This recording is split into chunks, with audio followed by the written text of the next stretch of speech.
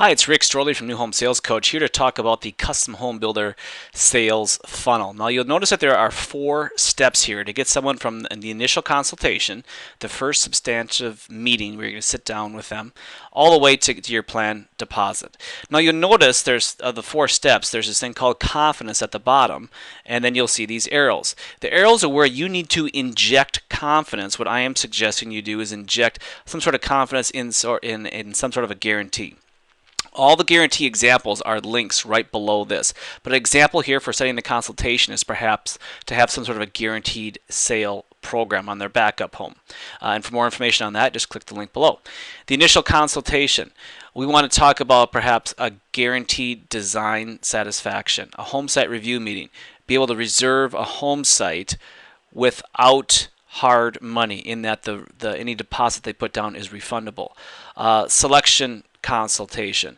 Again, talking again about the design satisfaction guarantee, guaranteeing you will be within the budget range that you produce from that particular meeting, and then even looking at a best price guarantee prior to a purchase agreement. So notice the word guarantee comes up over and over again. This is what retailers do. It's just a simple trick from retailers. You look at any mass market retailer, and they all have some sort of a best price or low price guarantee. We're not going to be the low price guarantee here, but we may offer them a best price guarantee. All right, so let's look at the initial consultation.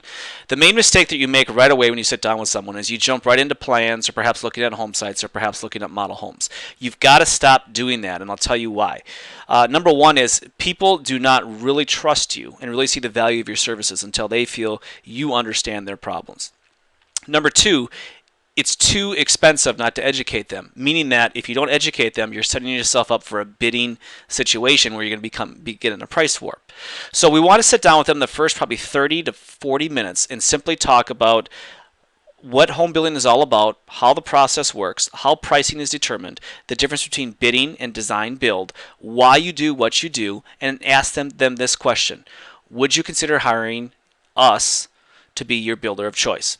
Once they say yes and agree to that, then we're going to go in to look at what are the goals of their new home, and there's usually 3, where they're going to talk about plan designs, we're going to do the educational walkthrough of the model or the spec home, and we're going to discuss home sites. Now, our call to action is simply schedule a time to review a home site for them if they don't already own one, and schedule a call from your preferred lender to get their financing in order. Leave behind client references, steps to building, give them the home site reservation form, give them the selection consultation agreement. Both of those can be found right below this in the resource links.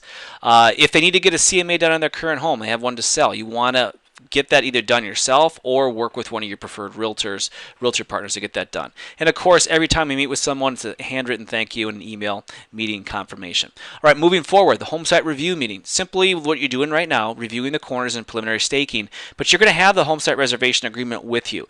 You want to get them to authorize that on site, write the check for $500 or $1,000, whatever it is going to be refundable. And then you want to introduce the selection consultation agreement in that next meeting. That's where they're going to meet with your designer to start doing preliminary selections, and then you're going to start working on preliminary pricing. You're going to leave behind a needs, wants, and wish list. And you do this because you want to set them up, you want them to categorize what is a need, want, and wish for their new home. So when the price comes in higher than they want, you're able to back some of those wishes and maybe those wants out. Show them the plan deposit form, which is next. Show them how it works because they're expected to write you a check and sign that. That's their hard money after the selection consultation meeting is complete. The designer is going to want them to answer some questions. So give them those questions up front, and then you're going to have your designer call them prior to the selection consultation to introduce himself or herself and give them a reminder to answer the questions and fill out the needs, wants, and wish list. And at the selection consultation, it's pretty simple. Your designer is just going to, talk them up, talk about specific selections, show them some examples of what they can do, how they can stay in their budgets when it comes to their selections and allowances, and go through preliminary home specifications, preliminary pricing, narrow that as best you can, build enough confidence for them to write the check for that plan deposit. And I'm suggesting you're going to use a design satisfaction guarantee, meaning that if you don't hit the budget you've talked about with the preliminary selections and specifications that have been discussed, you'll refund their money. And I know you can do it because it's what you do day in and day out. From there, schedule your plan review meeting and do like you normally do. Happy selling.